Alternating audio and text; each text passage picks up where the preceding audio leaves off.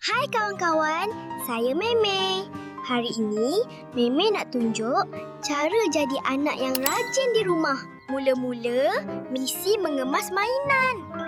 Alamak, banyaknya mainan Meme atas lantai. Mari kita simpan dalam kotak.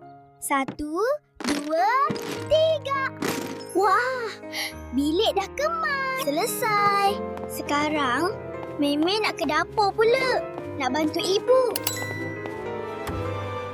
Ibu, boleh Meme tolong? Boleh sayang. Jom bantu ibu basuh sayur ni. Basuh bersih-bersih ya kawan-kawan. Sayur ni sihat untuk badan kita. Dah siap basuh? Jom kita hidangkan makanan atas meja pula.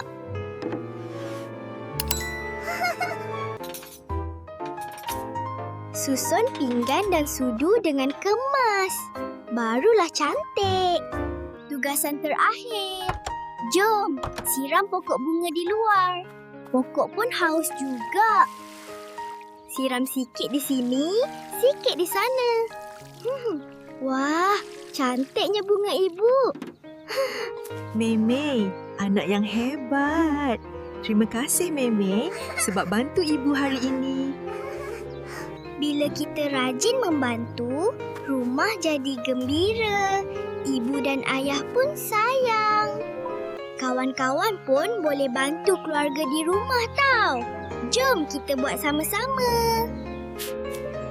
Jumpa lagi kawan-kawan. Bye-bye.